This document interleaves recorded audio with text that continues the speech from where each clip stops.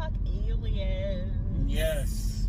So this movie is an alien movie. There's no spoiler in that. No, the alien shows up within like the first 5 minutes of the movie. Yeah, and I mean it's in the advertisements for it too. So yeah. So, and when we were discussing it, I was talking about the concept of alien as monster.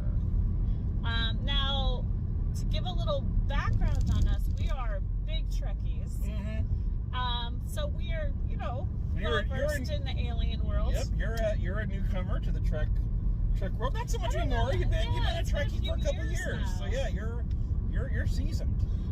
But I mean, I've been to multiple Trek fests. That's true. So, and you were a big X-Files fan. Yeah, still am. So the idea of aliens is not alien to us. But the concept of the alien as the monster in the monster movie is what I'm talking about. I only have a couple of movies that I like where the alien serves as the monster. That would be the original Independence Day, which still scares the crap out of me sometimes. Like when they're in that surgery and the fingers twitch, like, oh, that gets me. And the original Alien was Sigourney Weaver. Yeah, I was not a fan of the original Alien. Really? Believe it or not, I always preferred Aliens with an S. With an S, and again, kind of off the beaten path. I kind of have a soft spot for Alien 3. Really? Which a lot of people hate, but I actually thought had some good stuff in it. There's just something about a woman and her cat who saved the day. Yeah. Right? So, what about you?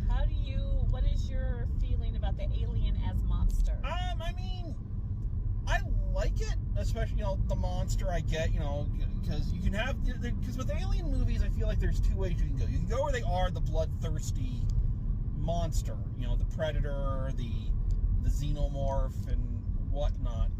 Or you go with kind of the traditional alien abduction type of aliens, and those are scary to me because those are the great unknown. Okay. The unknown and the powerlessness to stop it.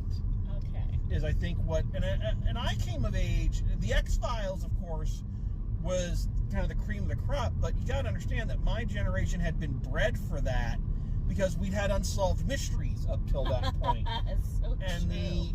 the numerous Robert Stack narrated stories of alien abductions and government cover-ups. So when the X-Files came out, we were all already primed for it. That was already something that we were very interested in.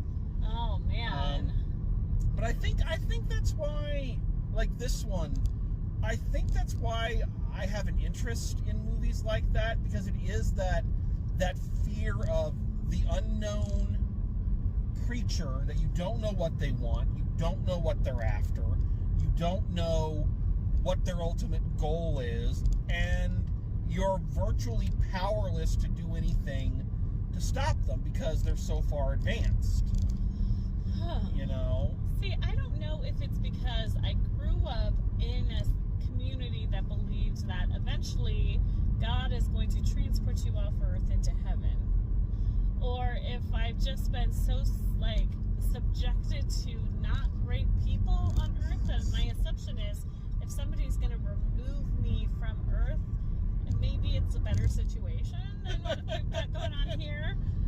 So I don't know if it's cynicism or super religion, but I've never felt like if an alien is coming to Earth, it's got malevolence, malicious ideas. See, and I kind of go back and forth because I want to believe, using an X-Files. Yeah.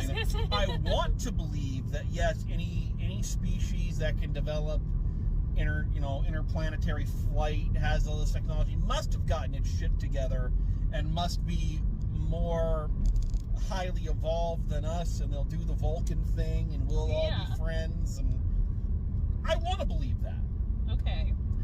But there's a quote from one of my favorite philosophers, Dennis Miller, and it goes, and it's like, so let's say that there are other life forms out there. Do you have any idea how fucked we'd be if they're anything like us? Yeah, that's Because if true. not, go down to the local casino and ask the Native American dealing you blackjack how much fun it is to meet new friends from faraway places.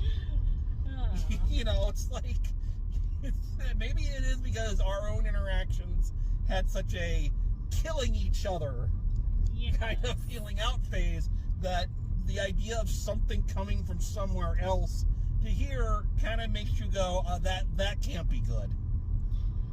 Huh. I don't know. Okay, so let's talk specific alien movies. Do you have ones that you really enjoy? There is a really good one, and I actually just saw it for the first time about a summer ago. I remember the trailers from when I was a kid, but I'd never actually seen it, and it's called Fire in the Sky. Oh, right, yeah. With D.B. Sweeney and Robert Patrick, and it's based on a true story about a guy who was supposedly abducted by aliens for 5 days. His friends were questioned for his murder because he disappeared, and then he just showed back up and told this story of, you know, being abducted by aliens. And the movie is so it does a great job of establishing mood and tone, and then when it does the scenes of the aliens experimenting on him, it is fucked up.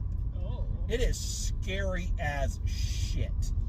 Man. Like now the whole movie has a very flat ending. Oh. It just kind of ends, and even D.B. Sweeney says, "Yeah, I hate the ending." Because it's just like, oh, and we're done now.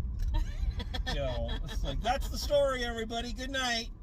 Thanks for coming out. But that is a really scary alien abduction kind of thing. And you know, I'll go with my fandom and say the first X-Files movie I think is a very good, not only continuation of the series, but a good alien movie in its own right. Oh yeah? Yeah. Okay. Yeah, I mean, the way I kind of judge is I went and saw it with my parents, and my parents had never seen the X-Files, but they were able to follow the story. Oh, that's pretty good then. Yeah. Well, you know, I tend to like alien as friend things. Like, a good non-Disney animated movie is Monsters vs. Aliens. Oh, that is, yeah. That one is I love that movie. Really cute. But the aliens are the bad guys in that one. Okay, true, but it's animated. Okay. Or the movie Home. Have you seen, like... I know of it. So, Home was really cute. With, what's his name who plays Sheldon Cooper?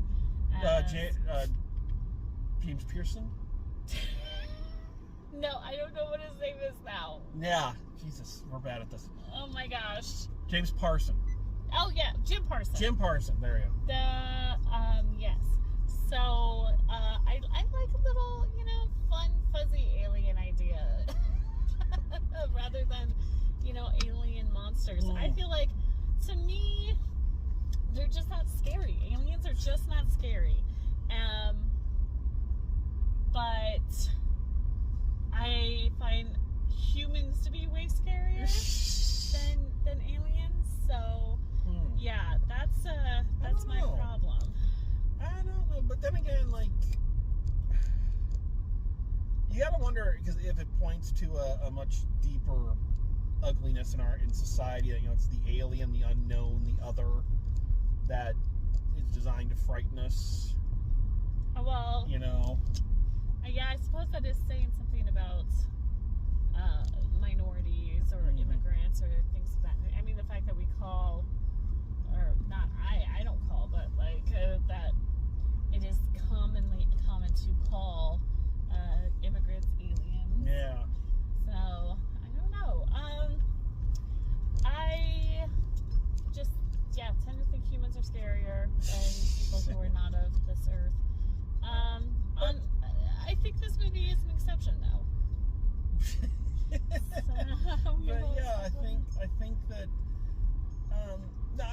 I like the idea of aliens as friends, and I like, you know, like I said, I'm a Star Trek fan. I love the idea of all these different civilizations and we're different, but there's similarities and Right. all of that. I love that. But sometimes I do like a movie where there is this, like I say, that great unknowable, and again, I think it's the powerlessness. I think it's the idea that, like, this movie kind of puts forth, that you can't stop what's going to happen. Right. That was some of the things behind some of the scariest episodes of the X-Files that involved the aliens, was the idea that if they wanted you, they were going to take you, and you didn't have any say in it. Okay, I get that, but which episode was so scary that they banned it? Was the one about humans. Yes, I mean that is a fair argument. I am not, and I've seen that episode, and yes, I agree. But yeah. But I guess the X-Files kind of is a blend of what you're talking about, because the aliens, we really we don't see or interact with them a lot directly. It's the human villains that are the real threat, the people covering it up, and we're told the aliens are there for malicious reasons, but we don't see a lot of it. My other thing too is like we've had this discussion. I tend to think that the monster you can't see is scarier than the monster you can see, and with things like a lot of the alien movies, like Signs. As soon as they showed you the alien, that was not scary anymore. Yeah. Like, the movie lost all interest for me. But up until that point, it was pretty interesting. Same thing with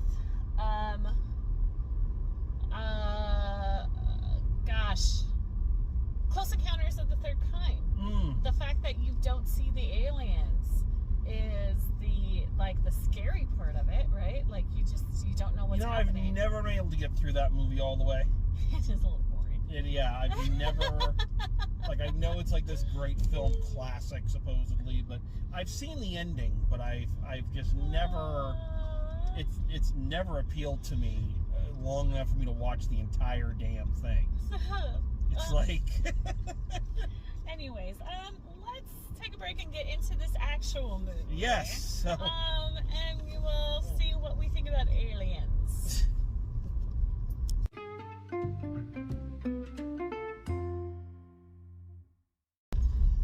Okay, so now tell me again. I don't think. Are you done now? I don't think a lot of people nowadays can appreciate just the feeling you got every Sunday night when that music hit. It's one of those visceral things. They always talk about how sound or smell or taste just will take you back. And I remember when they did the revamp of the X-Files, which was awful. But I remember sitting there watching it, and the theme song hit, and I was just like, oh yeah. Anyway, sorry. That was almost sexual, honey. Anyway. It wasn't sexual, it was sensual. So, let's talk. How did you come about knowing about this movie? Kind of in the way I come about knowing a lot about these, is that it's just something that I saw advertised. I saw a trailer for it, again, because I do searches for new movies and new trailers and whatnot to see what we can find that's outside of the mainstream a little, and this one came up, a Hulu exclusive, and I know you like scary things. Mm-hmm. I like alien movies, and thought, Right. okay, it's a neat combination of both of those things. I would say that it fulfilled that. Like, it was a combination of those things. Yeah. Yes. We got Caitlin Devers from Booksmart, and she was in a show. Last Man Standing with Tim Allen. Yeah, but we don't talk about that. No, we do not. She was in a show. Now I'm going to forget the name of it. Oh gosh, it was about a woman who gets raped, and then they think that she's lying, and it turns out that there was a serial rapist. A really good miniseries. But anyways, In this, she is not only our main character, predominantly the only character, really. Yeah. And this had a really interesting trope with it in that there is almost no dialogue in this entire movie. No, it's predominantly silent. Yes, I think she says one thing in the car when she sees an alien. And that's it. And she says, "I'm sorry." Oh yes. And then yeah, the rest of the time, it is absolutely no dialogue. Nope.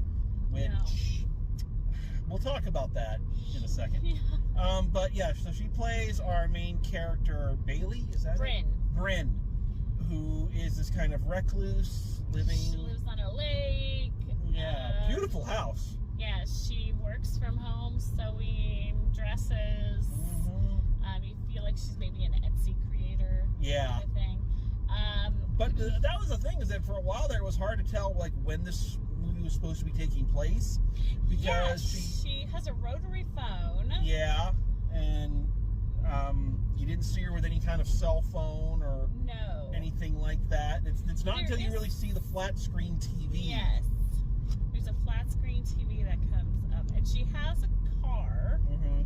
So and she listens to a record player. Yes, she listens to a record. So she's one of those people that's like really kind of not really a hipster vibe, but like enjoys the vintagey stuff. Yeah. I'd call her cottagecore. Mm-hmm. You know, she likes to sit out by the lake and write letters. Yeah. So pretty early on, it's established that her mom has died. Mm-hmm. She's seen going to the cemetery, and that she's estranged from her best friend. And from the town in general. Yes. You get the instance that she's kind of shut herself off from just about everything. And then one night, there is a home invasion in her house, only it isn't a serial killer or a robber, it is an alien. Yes. Yes. And so she wakes up and he's there. It's in the, I don't know what pronoun to use. They're in the kitchen and she's trying to get away. It seems to just be exploring at first. Yeah, just kind of looking through her stuff. And, but then gets violent. Yeah. So let's just talk about that opening scene there. I think that's what they hung a lot of the movie on. Was just that opening of her being alone in the house with the alien. Yeah. What did you think of that? It was very tense to me. Mm-hmm. Like I felt, and maybe it was because we watched it after we watched Marlowe. But it definitely engaged me, and it like made me apprehensive. Like I was feeling apprehensive with her. And part of it, like her trying to be quiet and trying to hide under the bed, but like there's suitcases under the bed, you know, and like I'm like, oh, that would happen at my house because like we store everything under the bed, and like, and she's trying to like she's not doing any of the usual tropes that you would anticipate, where they, you know, she's running into the alien or like she's holding her own. Yeah. She accidentally. Sometimes this movie would like sidestep a little into almost the comical. Yes. Because she like accidentally kills the alien. Yes. That's stalking her. Right. Like she has this collection of birdhouses, and like the alien like whips the table over, and with his telepathy, and like swings her towards him and spins her around, and she just happens to catch it in the side of the head with the point of the church birdhouse and kills it. Yes. And you're like, oh shit. Yes. So yeah. So then, because that part of the movie is only like the first 10, 15, maybe 20 minutes. Right. And then it becomes her going out into the town trying to get help. And finding that the other, just about every other denizen of the town is infected with these little alien... No, that didn't happen first. Oh. At first, she goes in and she's estranged from the town because of what we find out happens later, which had happened in her childhood. She's just disliked. Nobody in the town likes her because she was involved in the death of her best friend, who happened to be the sheriff's daughter. Yeah. And so she goes to report this and get help at the police department, but she doesn't even get into the police station before she runs into the sheriff and his wife, and the wife spits on her, and everybody's kind of ignoring her, and like nobody will engage with her, so she just turns around and goes home, because no one is willing to listen to her. Well, no, then she tries to take a bus out of town. Oh, that's right. And that's when she finds that a bunch of the townsfolk have been infected with these alien bugs in their throats, where the aliens have kind of taken over their bodies. Yes. And now, her circle is shrinking even more. She's becoming more and more isolated as it goes on to living up to the name of the film, that no one can save you. Right. That she's literally alone, and there's no, as these huge spaceships are starting to appear overhead. Like, they're hidden in clouds at first, but then they just kind of come out. Yeah. And then you have different, and I thought this was interesting. A lot of times in the alien movies, all of the aliens look exactly the same. But with this one, they had different sizes and shapes. And yeah. So I did think that part was pretty interesting. But she kind of has to home alone it and figure out how she can barricade herself. There's no door to her house anymore, so she got blown off. So how is she gonna barricade her house so that she can be safe and I think the one thing that is continuous in the whole movie that kind of had me rooting for her is that she just does not give up. No. You see her think about it for a second, but then she makes her determination that she is going to she's gonna pull herself together, and she is not going to give up. She is going to keep going. And I think that's what really kind of held it together for me. Yeah, and so she is just fighting tooth and nail, and they get her a couple times. They do. They infect her with the bug thing in the throat, which puts her into this happy place trance. Yeah. Where her best friend is back, and then that's where she actually talks for the first time and says, "I'm sorry, Maud." Yeah, I'm sorry, Maud. Yeah, but then she pulls the thing out of her throat, and she's back in reality. And she's although the movie did fake you out really good right there. Yeah. Because when the thing goes and affects her, first of all, it was a really good cutaway. Did you see the cutaway where the thing goes into her throat and then her eye goes wonky and then it cuts away to her happy place? Did you see the eye thing? Yeah. So I thought that was a really cool cutaway. She's when she wakes, it's like she's woken up from a bad dream. Is what and at first you really do think, oh, don't tell me the whole thing was a dream. Yeah, that we're I was about to get really pissed off. Pull a Saint Elsewhere. I was like, don't tell me that. Don't give me it was all a dream. You could go home all along. Oh my God, yeah. Okay, so I'm gonna ask this because I said what did you think of the idea of there being no dialogue? Okay, so to me, it worked to establish her as alone and estranged. Because if you don't have family and you don't have friends and you work from home and you do your work, everything's online, you would go. Before you had moved here to Iowa, and we were long distance, and we spent most of our way we would communicate was through text. And if I didn't have the girls and I was on a work from home day, I would go a whole day without saying anything out loud. And you know this from living alone. But that's the thing where, for me, it's the opposite, because I talk to myself. I think out loud. Yeah, but that's weird. That's unusual. I don't think it is. It is unusual. I don't think it is for people who spend a great deal of time alone to talk, because it fills the silence. You know, which can get kind of deafening when you live in it for a very, very long time. Well, I think that's kind of the point, is to drive home that she's lived in her silence for a very, very long time. Like, I don't know. I wouldn't think to talk out loud to myself. I would. But she's also, like, practicing smiling at herself in the mirror to remember how to do it, you know? But this is why I bring it up, because while I disagree that, you know, I think more people who live alone. What do you think, audience? Do people who live alone or spend a long time alone, do you talk to yourself, or do you live in silence? Which helps sell the bet here. But anyway, as I actually do like the concept. Right. And I think you are right in that it established her as a very lonely, cut off person. Right.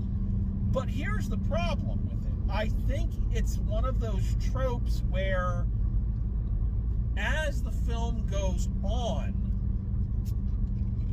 the fact that she has said nothing throughout the entirety of her situation begins to feel unrealistic.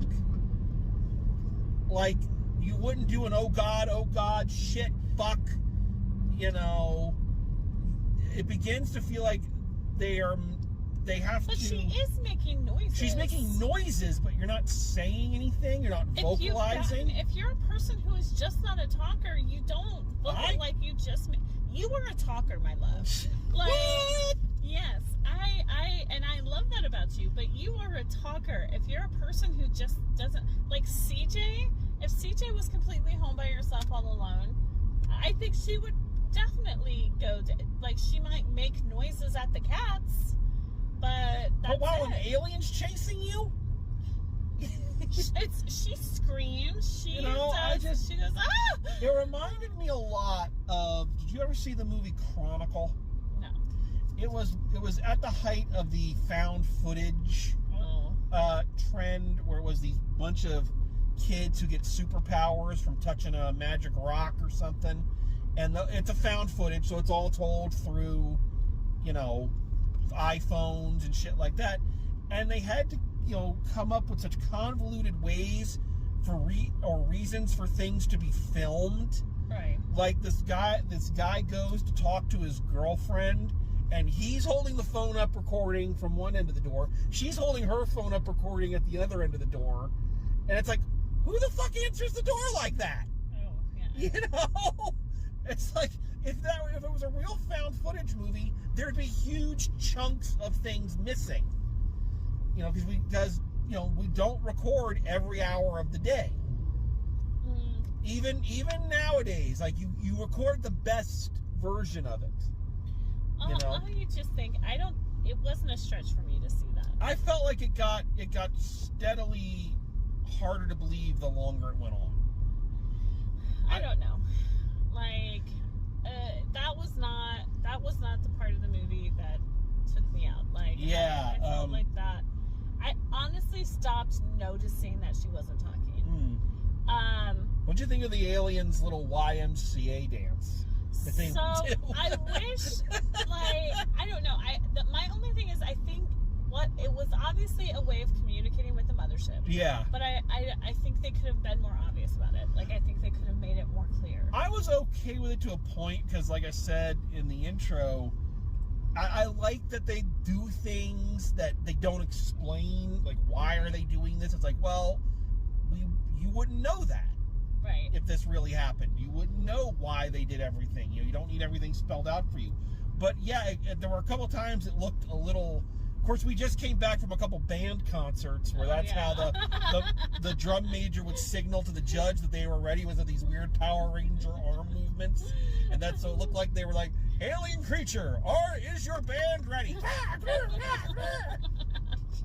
I did like that, you know, I like that there were so many there were very humanoid forms. Like they did have the very like a basic humanoid form, but like elongated arms or extra joints in the arms, the feet where they were like they got up on their toes. Yes, and their toes were like in a circle. So like I like that they played with the shape. It wasn't just like guy in a spacesuit. But they used the quintessential description of an alien with the big eyes. Yeah. You know, interestingly enough, I'm going to jump back a little bit and talk in Fire in the Sky. They explained that the alien look that we're used to, that those are actually their spacesuits. Oh. And that's why they're all uniform. That's why why they all look the same. Yeah. So anyway, I just thought that was an interesting touch that movie did. Well, I did enjoy. I don't know. I thought they did a pretty good job with it. Like. Oh yeah. I think if anything took me out of it is that there's a couple of times when the movements of the alien are really smooth and fluid, and there's times when they're very jerky. And I don't know, it just felt discombobulating, and maybe that was the point, to discombobulate, but like... I'm going to agree with something you said earlier. I think the movie worked better when we never got a clear look at the alien.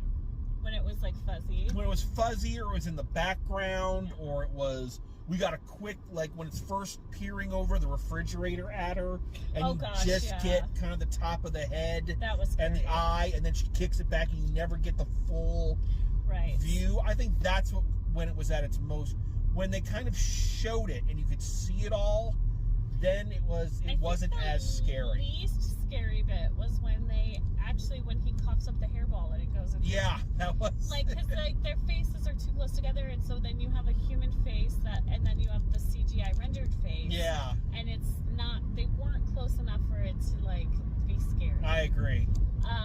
Okay, the scariest part for me is the second time when she's home aloneing it. And she's down in the basement. Yes. And gosh. And she's looking to the side, and she turns, and the thing's like crouched down. Yes. Right next to her, just staring at her. That was fucking scary. Yeah, that one we both jumped. That was a jump.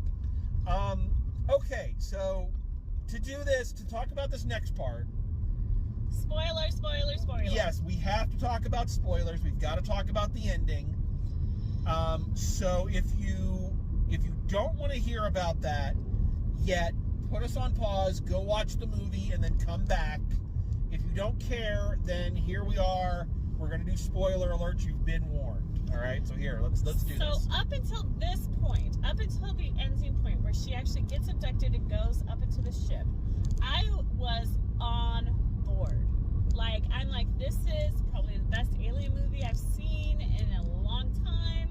It's actually scary. I'm enjoying this. M. Night Shyamalan wishes he could do this. Yeah. Okay? And then they abduct her, and they're kind of studying her to figure out how she's been able to reject them and fight off and actually fight off the alien infection enough to reach down her throat and yank it out.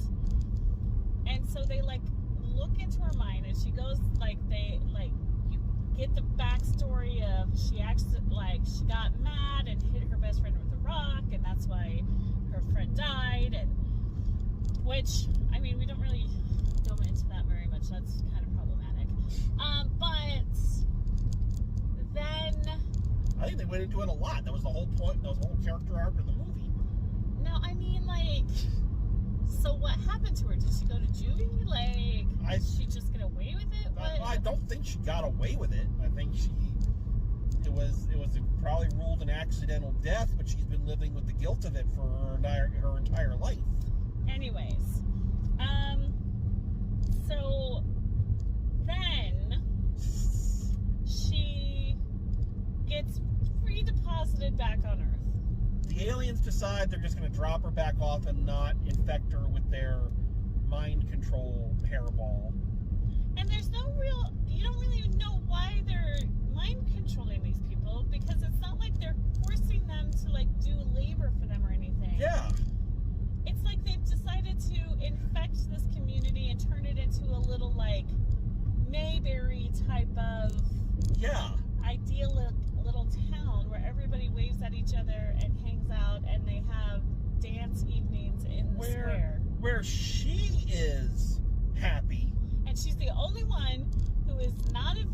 Yeah.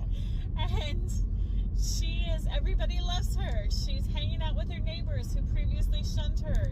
But they're all aliens now. They're all aliens now. Yeah, and it's like, it's a very disconcerting ending because she's worked through her trauma, but everyone else is being mind controlled.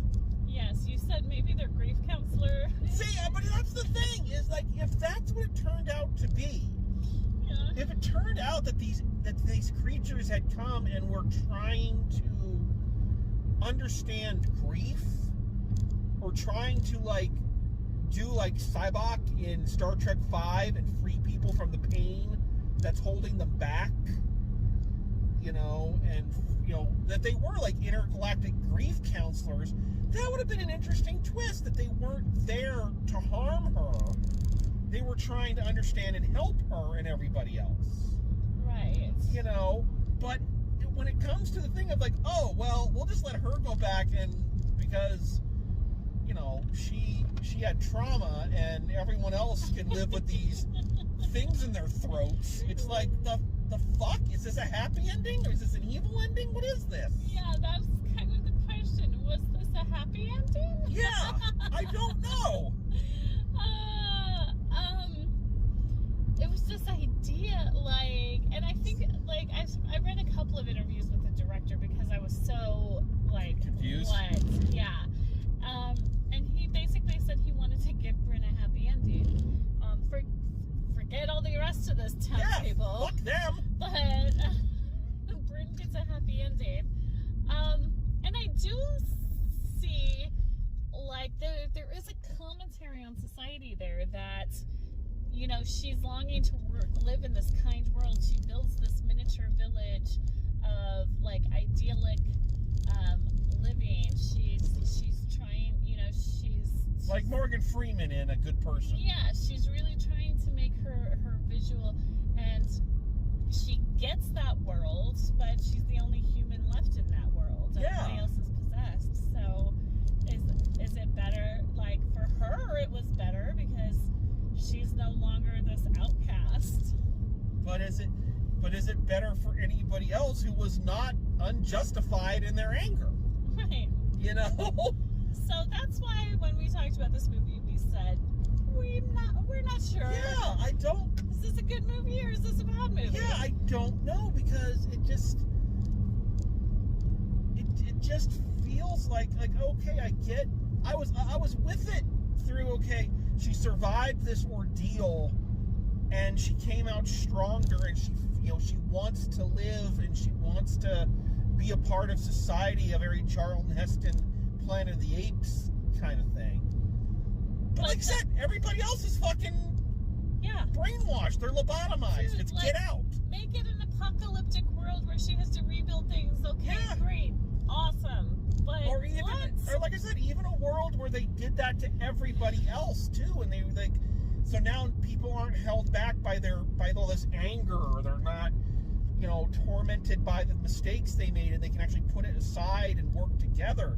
Okay, great. That's a happy ending. But just, I'm happy and the rest of you are slaves. Let's dance to music from the 40s. Yeah, it's like, I don't know if this, I can get him wanting her to have a happy ending, but you can have a happy ending where everyone else wasn't fucked. Here's my thing. I'm not sure if this is a good movie or not. I'm not. But I am sure that you should watch it and try to figure it out for yourself. Which may be the sign of a good movie. Yeah. But then again, we're not sure because we don't know if this is a good movie or not. All right, so what do you think? Where are you going to put this? Oh, that is a hard question. That is a hard question. Because of everything we have said, I've given movies decent ratings despite a bad ending or a weird ending before, but when it changes the entire complexion of the movie, I don't. I'm gonna err on the side of caution, and I may change my mind when we do the end of the year wrap ups and all that, but I'm gonna say a B-. edging towards the C territory. Because I think it was a well-done movie. And I think, kind of like we were talking about the opposite of Marlowe, you knew why this movie was made. They had some ideas in mind. And I think they executed a lot of those ideas really well. Exactly. You know, and even the ones that I wasn't necessarily a fan of, I at least respect them for being made. But that ending just really brings everything into question. So for now, I'm going to say a B- edging towards the C. How are you on this? I'm actually, interestingly enough, going to score a B-. We're okay. Okay. We're okay. Okay, Raggy.